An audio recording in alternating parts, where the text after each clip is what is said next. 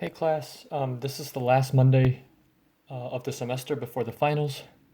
So the first video is going to be about going over the solutions of homework 11.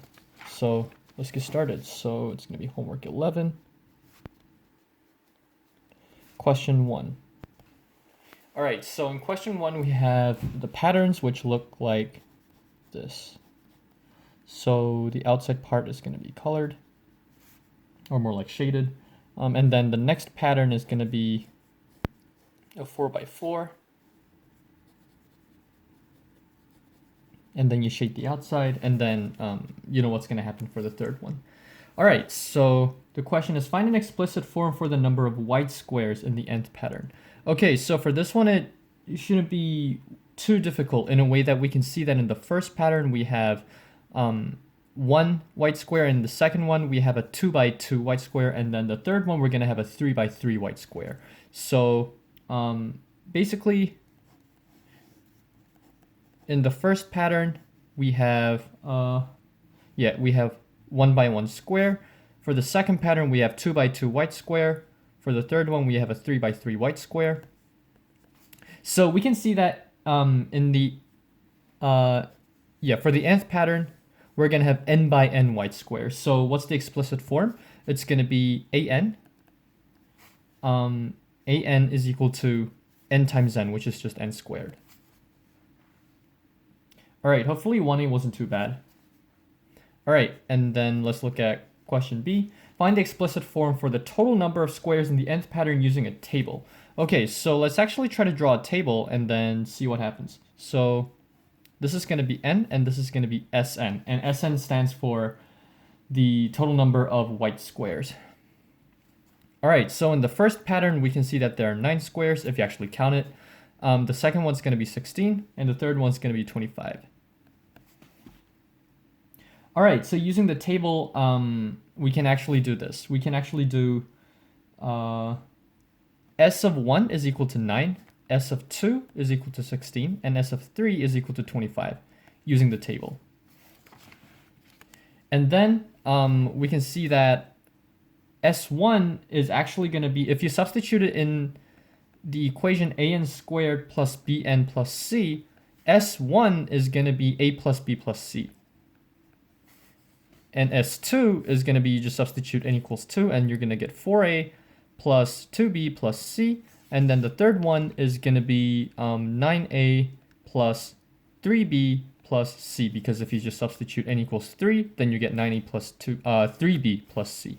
All right, and then now what we do is we take the difference, and then this difference is going to be 3a plus b. This difference is going to be 5a plus b, and then the difference here is going to be 2a. All right, now we actually know what S1, S2, and S3 are going to be. S1, S2, and S3 are actually 9, 16, and 25. So if we take the differences, this is going to be plus 7, this is going to be plus 9, and then the difference between these two is going to be plus 2. All right, so looking at these, we can see that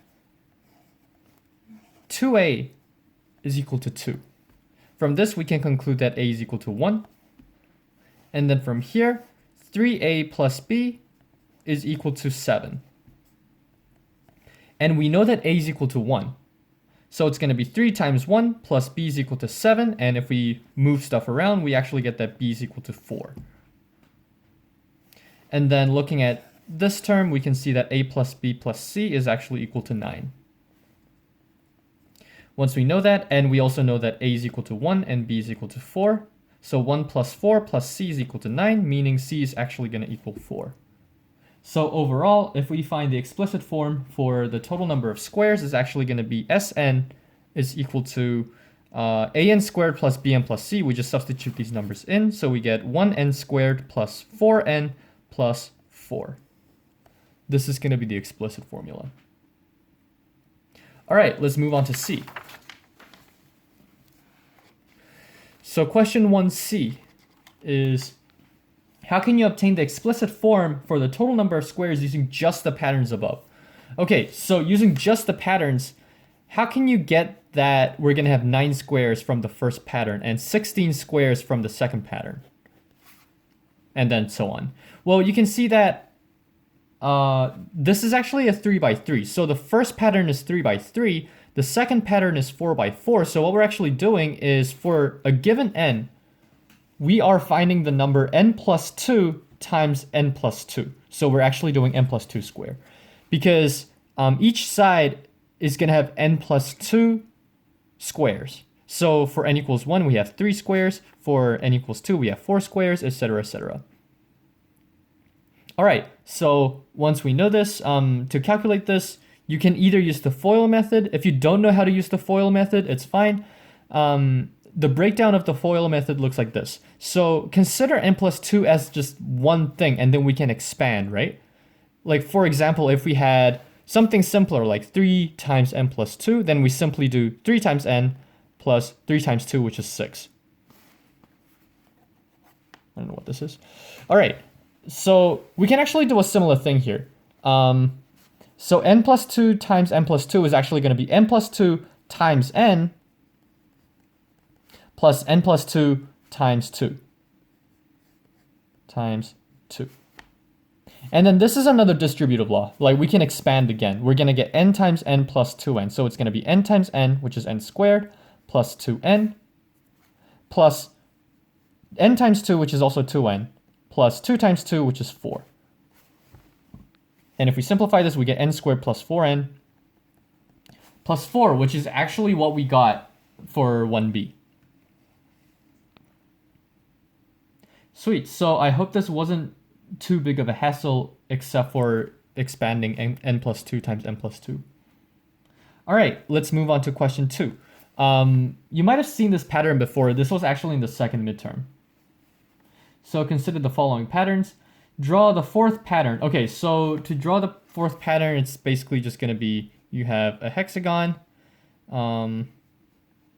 Here, 1, 2, 3. So basically, if you look at the original patterns in the worksheet, or more like the homework, you can see that from the previous pattern, we actually add n hexagons to the left. So we're going to have the original pattern here, the third pattern, which looks something like this. And again, very not to scale because I'm not an artist. So this is the third pattern. For the fourth pattern, we're actually going to add 4 hexagons to the left. Oh, very not to scale. But anyways, so how many hexagons does the fourth pattern have? Well, 1, 2, 3, 4, 5, 6, 7, 8, 9, 10. So the answer is 10 for 2A. For 2B, just from the data we have, do the number of hexagons form a quadratic sequence? How can you tell? Okay, so just from the data we have, which means we have n equals 1, 2, 3, and 4. And then let's say this is an. An stands for the number of hexagons. All right, so in the first pattern, we have 1 hexagon. In the second pattern, we have 3 hexagons, and then 6, and then 10. Now the question was, does this form a quadratic sequence? Well, let's check. So the condition that needs to be satisfied in order to form a quadratic sequence is the differences between consecutive numbers has to form an arithmetic progression. So let's see what that means. So what's the difference between 1 and 3? It's going to be plus 2. And then the next we have plus 3. And then we have a difference of plus 4. Now the question is, do numbers 2, 3, and 4 form an arithmetic sequence? And the answer is yes. So from that, we can actually tell that the sequence 1, 3, 6, and 10 actually form a quadratic sequence. All right, so basically the answer is the differences form an arithmetic sequence. Yeah, the most important thing is that the ends are also in an arithmetic sequence, but that's pretty obvious from here because the common difference is 1. So given that n is in an arithmetic progression, if the differences are also in an arithmetic progression, the original sequence 1, 3, 6, 10 form a quadratic sequence. All right, question C. What is the explicit form for the number of hexagons in the nth pattern? How many hexagons are are there in the 10th pattern? Okay, so we want to find how many hexagons there are in general, like in the nth pattern. All right, so we can use the previous method that we used to find the explicit form. Or so I guess from question 1, you kind of saw how to do it. So I'm actually going to use a slick method for this one. For the hexagons, if we use some other notation or like use some other way of expressing the numbers, the first pattern actually has 1 hexagon. Second one is 1 plus 2. The third one is 1 plus 2 plus 3. And the fourth one has 1 plus 2 plus 3 plus 4. So from this, you can actually tell that the nth pattern is going to have 1 plus 2 plus all the way up to n number of hexagons. And you actually know the formula for this. And if you didn't know, there are previous worksheets in which there was a question where we actually calculated 1 plus 2 plus all the way up to n. So the formula is actually n times n plus 1 divided by 2. Or if you expand this, you actually get half n squared plus half n. This is what you're going to get if you use the method that we used for 1b, which is, like finding the differences. So if we use this, we're going to get half n squared plus half n, which is also the same as n times n plus 1 divided by 2. All right, so the last part of question 2 is how many hexagons are there in the 10th pattern? Okay, so for the 10th pattern, you can just substitute n equals 10. You can either substitute it to this, but substituting it to this might actually make the calculation easier. So we're going to get 10 times 11 divided by 2, which is the same as 5 times 11, which is 55. And 55 is actually what we get when we do 1 plus 2 plus all the way up to 10. All right, so that was question 2. And last but not least, let's go over question 3. I still don't know what this is. Question 3. All right, consider the Pascal's triangle below. So the Pascal's triangle is formed like such. So we're going to have ones on the sides.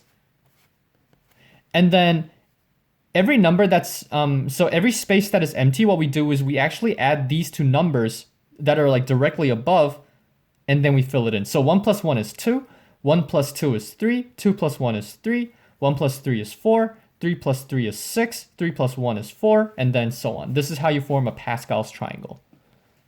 Pascal's triangle.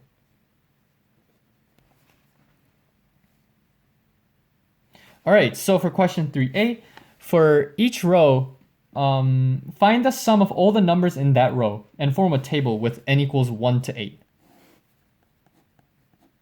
3, 4, 5, 6, 7, 8. All right, and then let's call the sum Sn, S for sum. All right, so in the first row, we have S1 is equal to 1 because we only have one number.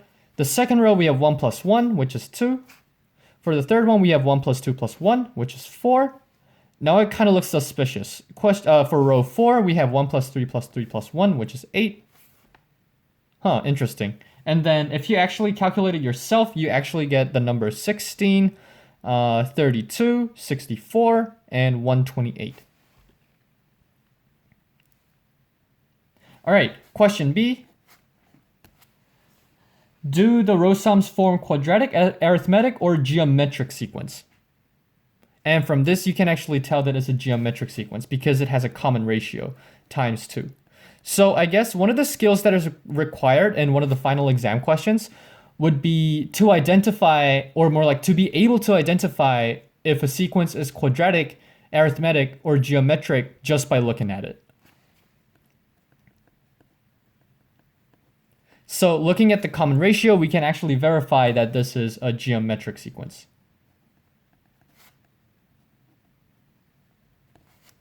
All right, question C. Just looking at the way the triangle is constructed without explicitly finding the row sums, like how we have done, so for example, we actually did 1 plus 3 plus 3 plus 1 to get 8. Can you see why the row sums will form the type of the sequence you mentioned in part B, which we said is geometric sequence? So how can we tell that the Pascal's triangle, or like the sums of the rows in a Pascal's triangle, will form a geometric sequence without explicitly finding the sums? Well, I guess one way of thinking about it, I'm pretty sure there are going to be many ways of thinking about it, but one way I think of when I solve these type of question is kind of like starting from one of the rows. How do we construct the next row?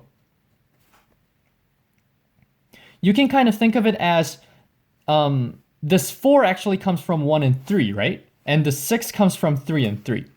So we can think of it as this 1 actually gives its own number to this 1 and this 4. Like, for example, 4 comes from 1 plus 3. So this 1 is actually involved in this 4. And this 1 is involved in this 1. And then this 3 is involved in both 4 and 6 because 4 is 1 plus 3 and 6 is 3 plus 3. And in a similar fashion, each number in the row above actually contributes to the numbers below twice.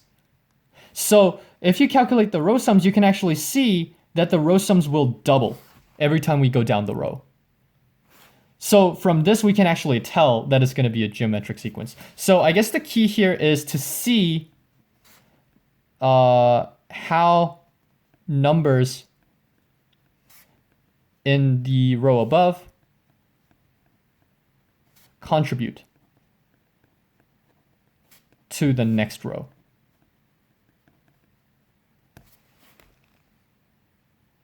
All right, so that sums up this video. That was homework 11, and I'm gonna come back with the lecture video on worksheet 17, in which we talk about ratios and percentage.